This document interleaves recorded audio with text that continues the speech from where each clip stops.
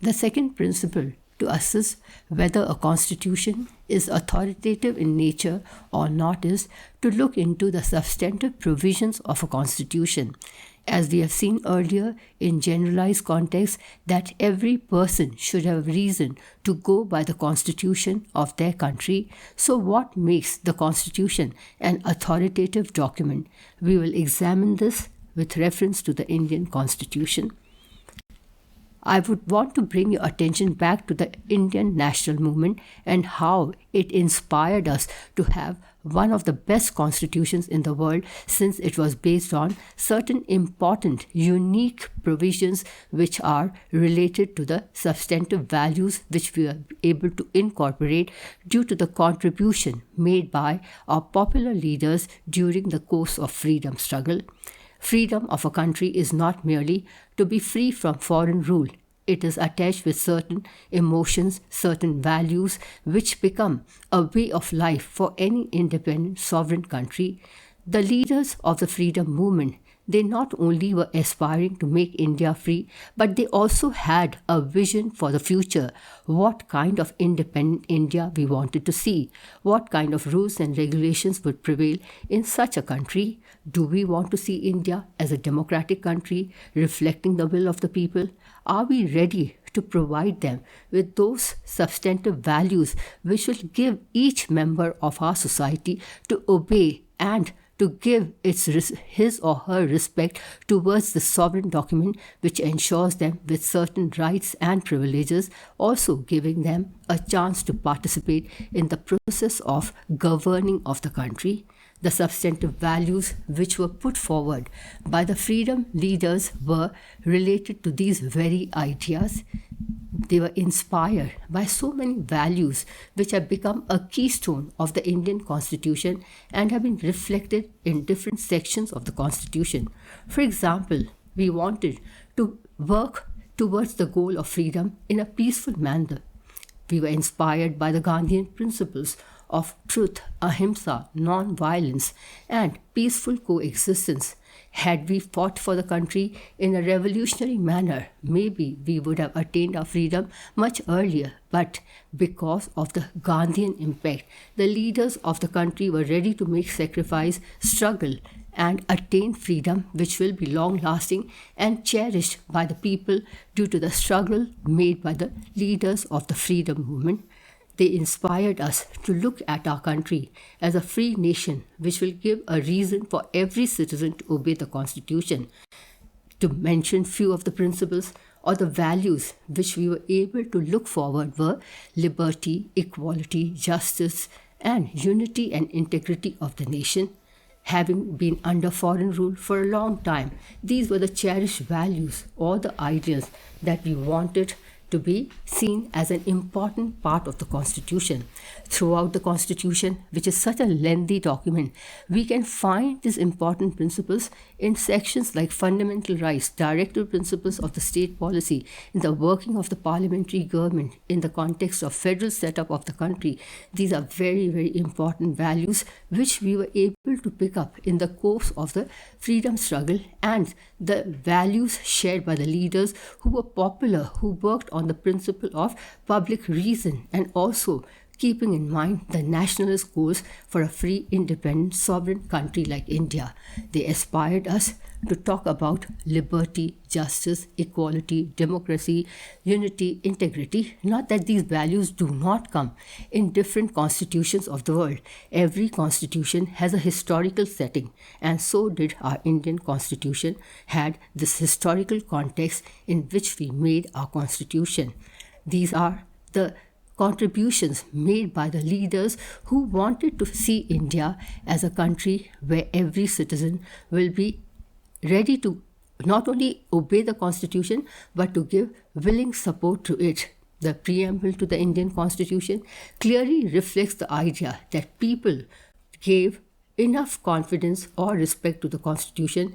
They suggested that the will of the leaders actually was based on people's opinion and expressed it in a very fine manner in the preamble, which focuses on certain ideas such as justice, liberty, equality, fraternity, unity, and integrity. These are the very key values which we were able to enshrine based on the Objectives resolution introduced by Jawaharlal Nehru in the Constituent Assembly. Now, what was this Objective resolution and how it is related to the substantive provisions of the Constitution?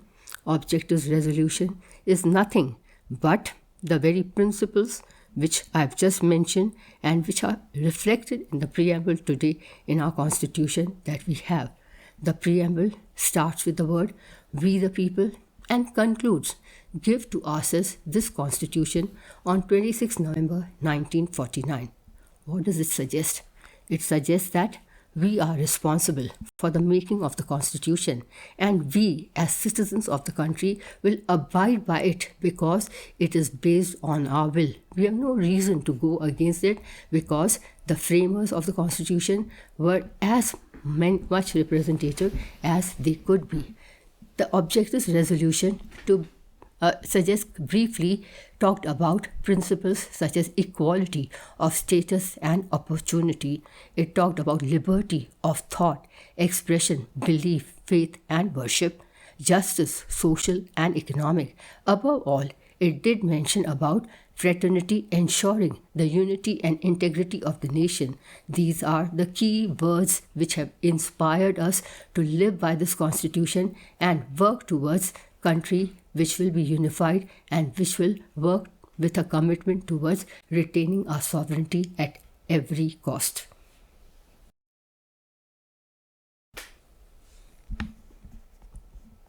Now, let me take you forward to the fact that substantive provisions that we are talking about are not merely the reflection of the contribution made by the freedom fighters. We are also looking at the contribution or the provisions which inspired us to be, borrowed from other countries' constitution and make it our own. But does it mean that whatever principles that we borrowed from the other constitutions of the world, they were merely reflecting our slavish mentality or something more than that? Is the Indian Constitution merely a cut and paste affair? Do you believe in that? I would like to suggest that is not the case. The features that we borrowed from the other constitutions of the world reflect the fact that we were working in a manner to borrow what was best in the other constitution and which could also be accommodated and made adaptive in context of Indian situation. So it was not blind borrowing, it was innovative borrowing. It was not something which we just borrowed for the sake of it. It was selective adaptation. What do we mean by selective adaptation? It merely suggests that we selected those features of the other constitutions of the world which were in a way suitable for the Indian conditions, keeping in mind the kind of constitution we wanted to make. Democracy was a key feature. Related to that, we had borrowed principles like first past the post system, parliamentary form of government, fundamental rights, etc. So, whatever features that you may find we have borrowed are merely reflection of our originality, of our uniqueness, rather than suggesting that it was a bag of borrowing. We are not now going to think about or talk about those features which we have adapted and accommodated in the Indian context. The first feature that comes to my mind is not a constitution but the Government of India Act 1935. Now, what was this Government of India Act 1935 and how did it inspire us in the making of the Constitution?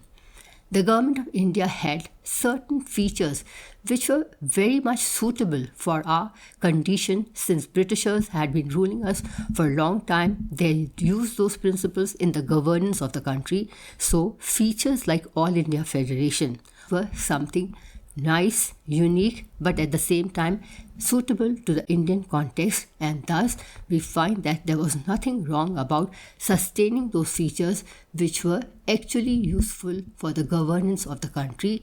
They may not have been totally new or innovative, but no doubt they were already being used in our country and we were used to it. So what is wrong about making use of those provisions which are suitable for us and we already are working within those provisions?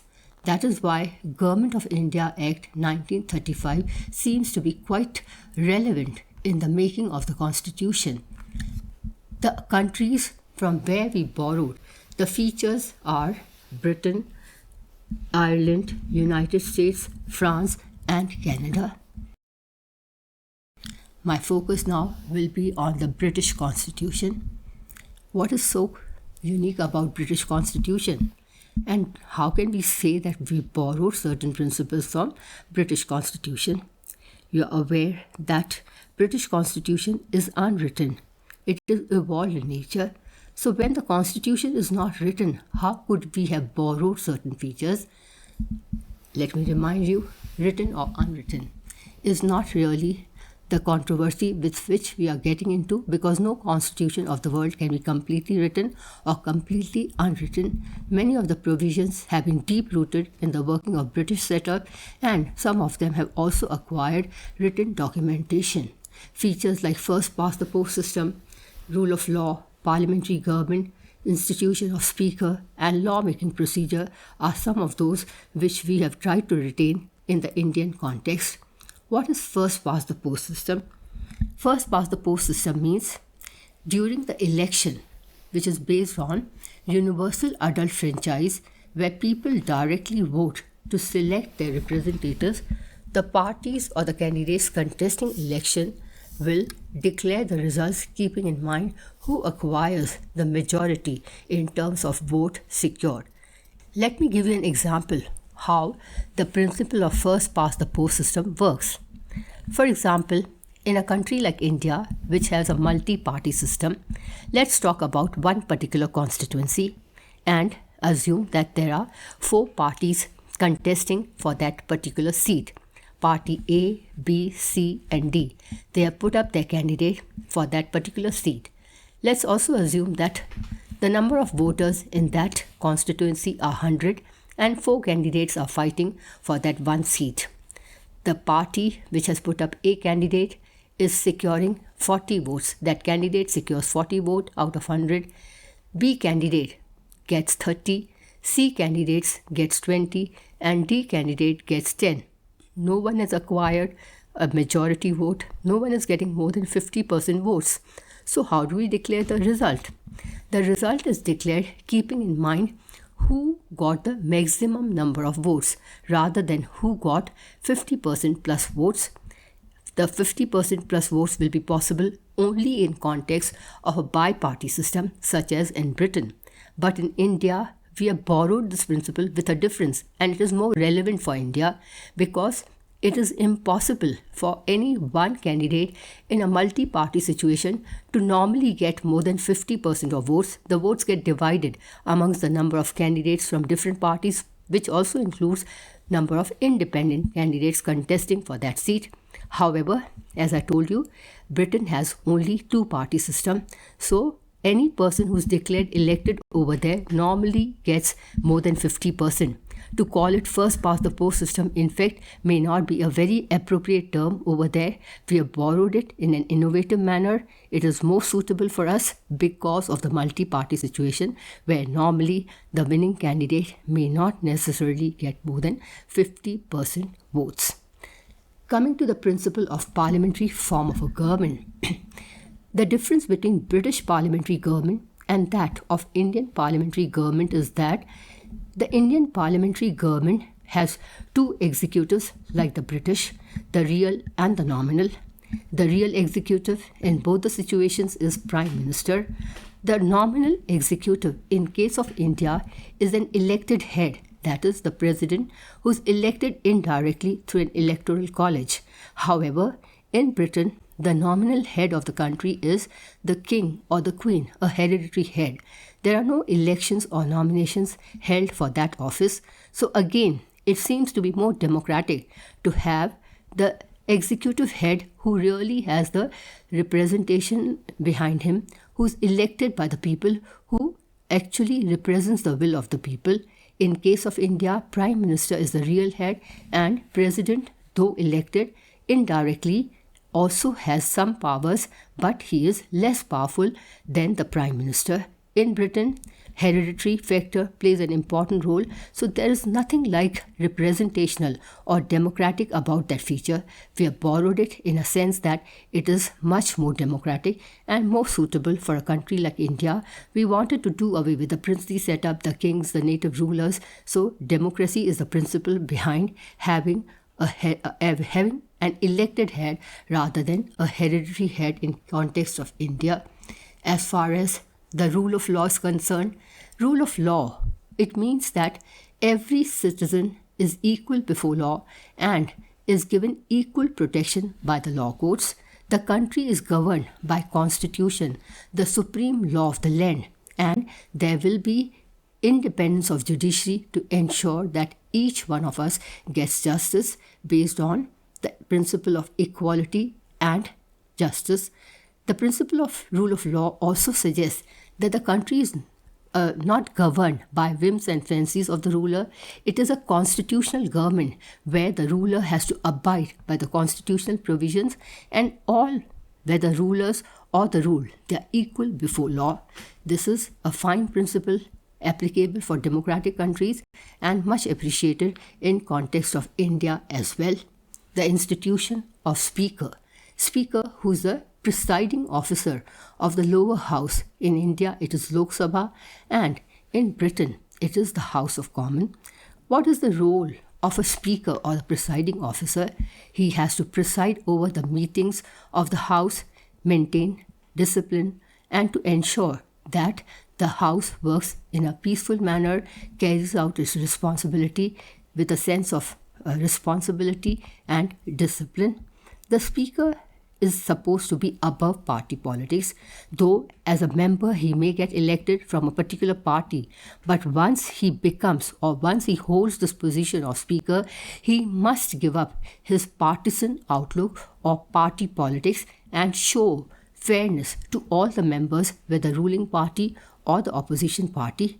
In Britain, the role of the Speaker is very much appreciated because of this factor. Once elected, he resigns from his party. We try to borrow this much honored principle in Indian context. However, unfortunately, we have not been able to retain this principle of fairness, impartiality as far as Indian speakers are concerned. Neither do they give up their party membership, and many a times we see that they play a partisan role where opposition at times feels insecure. Coming to the next principle, the last one here, is the lawmaking procedure. We have adopted the lawmaking procedure more or less in similar manner because in Britain they have a bicameral legislature, and same is the case with India. We also have a bicameral legislature. Any bill, whether ordinary or money bill, follows the procedure exactly the same in both the countries. And finally, when signed by the head of the country, that is the president in case of India or the king or queen in case of Britain, it becomes a law. So these are certain principles which we have borrowed from the British Constitution. Now I'm going to talk about the features that we have borrowed from the Constitution of US. Primarily, there are three features that I'm going to discuss. One, about fundamental rights. Secondly, about independence of judiciary. And lastly, about the power of judicial review. The Indian Constitution provides for a Charter of Fundamental Rights. But do you know which constitution inspired us to have this list of fundamental rights which we find in Part 3 of the Constitution? Fundamental rights are not merely rights or privileges given to the citizens in order to help him to attain his all-round development of personality. They are also aimed at providing a check on the working of the government, because no government is allowed to arbitrarily violate or take away the rights of the citizens. In case of India, we have ensured that Parliament cannot make any such law which will violate the fundamental rights of the people as given under Article 13 of the Constitution. So, fundamental rights are nothing but guarantees to the citizens of the country to enjoy rights, freedoms, and privileges which are important conditions for a good life. The second feature that we have borrowed from the US Constitution is independence of judiciary. What is independence of judiciary? It means that judiciary should not be working under the influence of the government. It should be free from the control of both legislature as well as executive. Because when judiciary works in an independent manner, it is in a position not only to protect the rights of the people, but it can also provide a check on the working of the government by declaring laws which are unconstitutional as null and void. And this is exactly which correlates us to the principle of judicial review. Independence of judiciary. There are many provisions given in the Indian Constitution, which I will be explaining later on how Indian judiciary's independent nature. But I would like to conclude with the final principle that we have borrowed here is about judicial review. Judicial review means that whenever a law is made by the legislative body, either by the Parliament at the center or by the legislature at the state level, it has to be within the confines of the Constitution. Any law violating the Constitution, any principle of the Constitution can be declared as null and void. The judiciary has the power to review the laws made by the legislature so as to uphold the sanctity and supremacy of the Constitution. It is one of the very finest principles for a democratic country that judiciary should be allowed to play this role in order to provide a check on the authoritarian power of the government on one hand and to ensure freedoms and rights to the people on the other hand. Coming to the next constitution, we are going to discuss about the Constitution of Canada. From this constitution, we have borrowed two important principles. One is the quasi-federal form of government, and the other one is the idea of residuary powers. What is meant by quasi-federal form of government? Quasi-federal government is one where the central government enjoys more power than the state government. Federal government is one where there is division of power, where there is a central government, where there is a state government. In other words, there's dual polity and there is division of powers which is given in the Constitution itself. To make you understand this, how we have borrowed this feature from the Constitution of Canada, let me tell you about the three lists that are given in the Constitution: the Union List, State List, and the Concurrent List. These lists are given under Schedule 7 of the Constitution. Under the Union List, powers of the central government have been defined. Under the State List, the powers of the state governments have been defined. And under the Concurrent List, the common subjects have been given on which both the central government and the state government can make laws. However, because we are not truly a federal form of a state or government, our federalism is tilted towards Unitarian Constitution, which means we have intentionally made the central government much more powerful than the state government. And it is very obvious. If you have noted, there's unequal division of powers. Central government has more number of subjects and which are also important, much more important than the subjects given under the state list. Also, on central list, no state government can ever make a law, but that is not the case with the state list subjects. Central government can make laws on the state list subjects not only during emergency but also under certain circumstances during the normal times also. But what surprises us the most is that on the concurrent list subject, though both the governments have been given power to make laws, however, in case of a contradiction, the law of the center prevails and the law of the state government becomes ineffective. So this is merely about division of powers to suggest that the central government has been intentionally made more powerful. There are many more features to suggest and convey this idea, which we will be talking about in a chapter on federalism. Coming to the next important feature is residual powers. So what are residual powers? Residual powers are those which are not mentioned anywhere in the Constitution. Some constitution merely give the powers of the central government and leaving the rest, the residual powers, with the state or vice versa.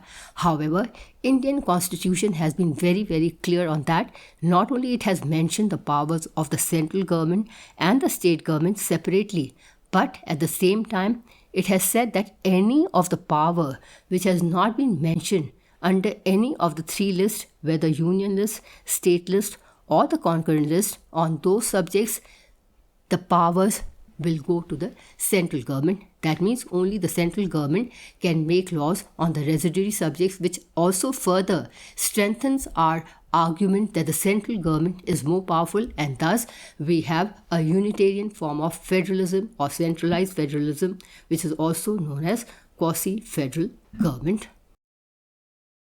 The next country from where we have borrowed the principles are principles related to liberty, equality, and fraternity.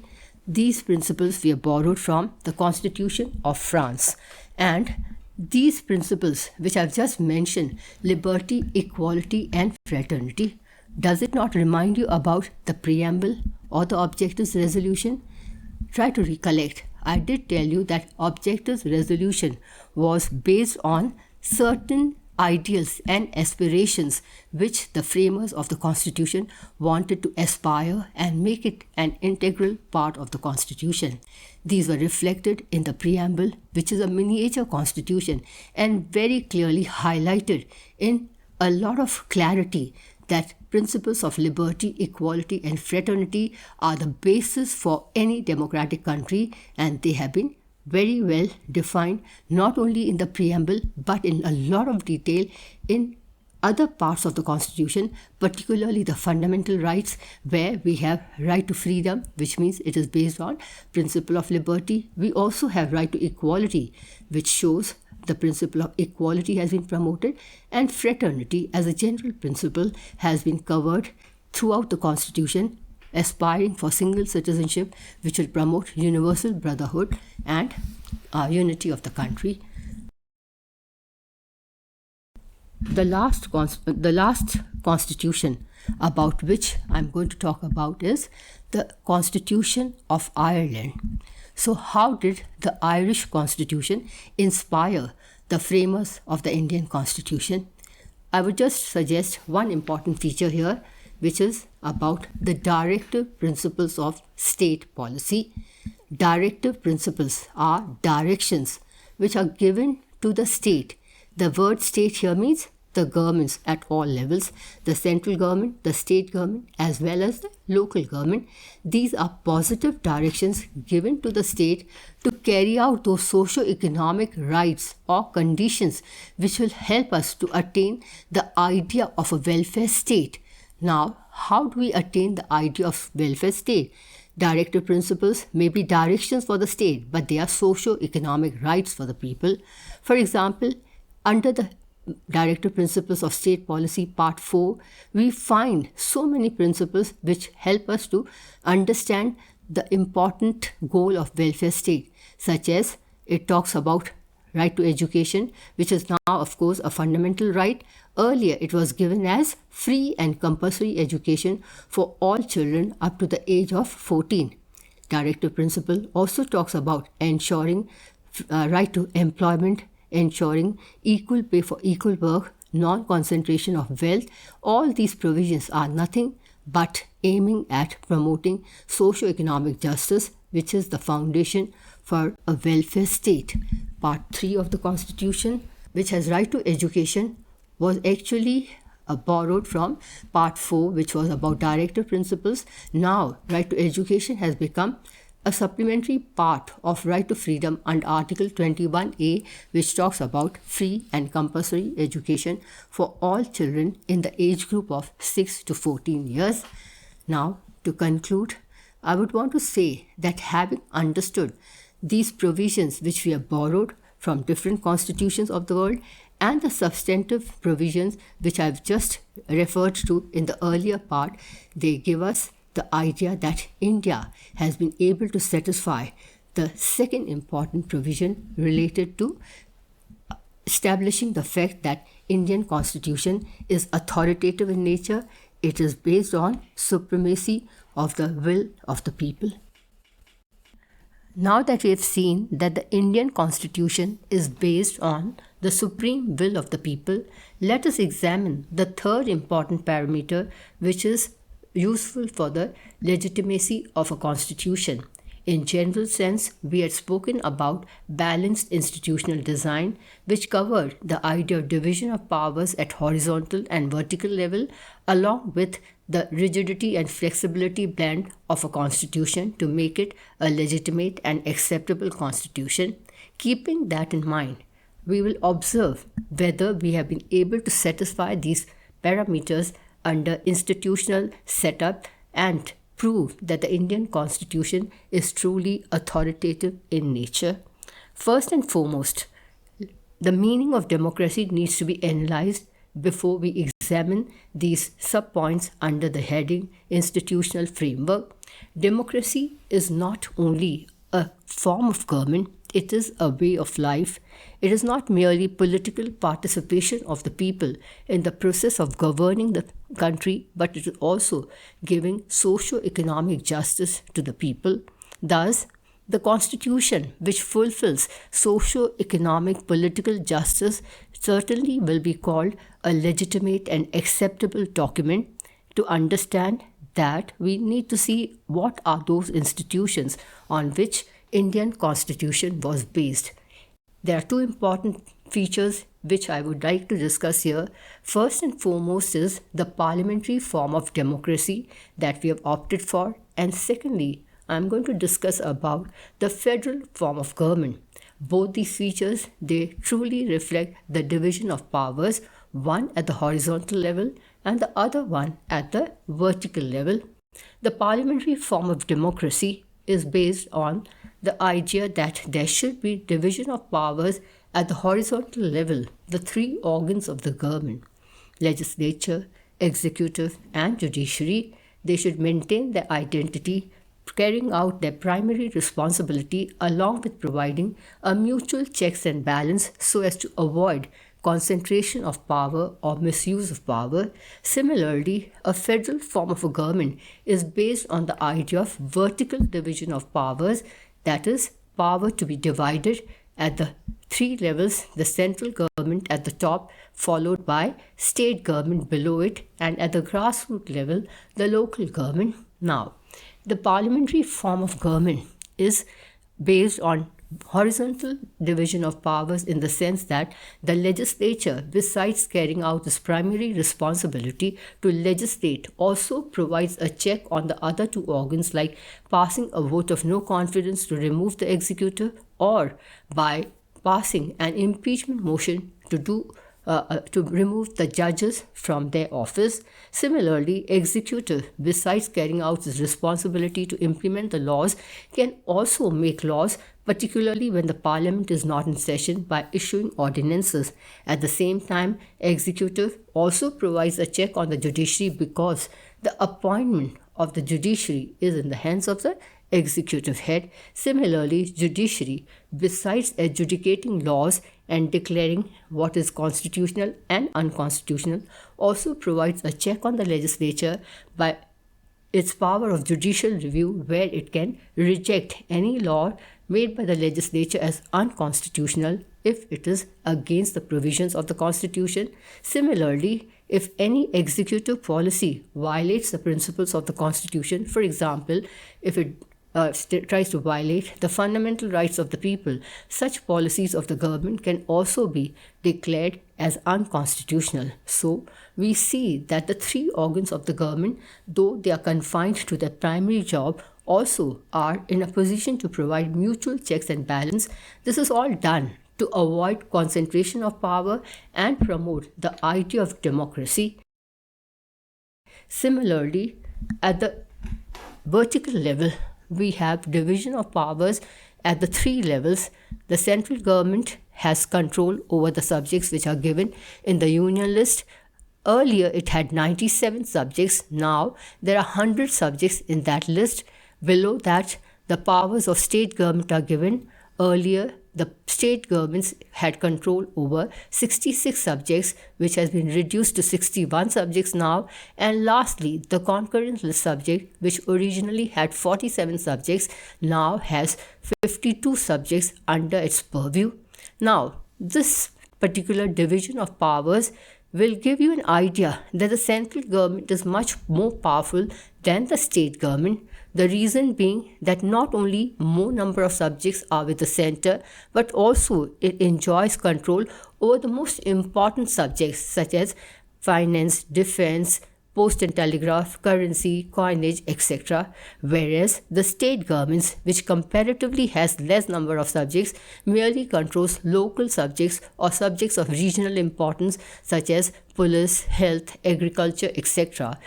Concurrent list subject is a group of subjects where you will definitely find that the central government is much more stronger than the state government, because subjects like education, marriage, divorce, corporate laws, all these come under the concurrent list subject. Now, if both the governments who have been given the power to make laws on concurrent subjects are to make law on any of the subject and it is mutually contradictory, then the law of the center will prevail and the law of the state government will be declared null and void.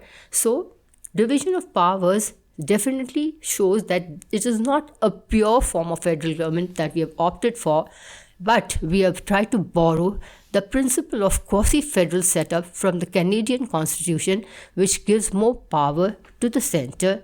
That is, the power of the center, such as during emergency in our country, is much more during normal times. Also, there are conditions during which the central government can make laws on the stateless subject. There's integrated judiciary, the role of governor. All these show that the central government is definitely much more powerful than the state government. What does it mean? It means that yes, though our constitution is based on the idea of division of powers, but since the central government is more powerful than the state government, we can call such a government not a true federation, but a quasi-federal setup or a unitarian federation, which is the essence behind the Indian federal setup as based on the Canadian Constitution. The second important subtopic which I would like to discuss here is about the kind of constitution we have, whether it is a flexible constitution or a rigid constitution. In the general sense, we saw that a good constitution is one which is not too rigid, neither too flexible, because too rigid a constitution will make the document static or fixed, and possible changes which are good for the country may not happen. Similarly, a very flexible constitution can make the constitution a plaything in the hands of the government. So both these extreme points have to be avoided, and a good authoritative constitution should be a blend of the two.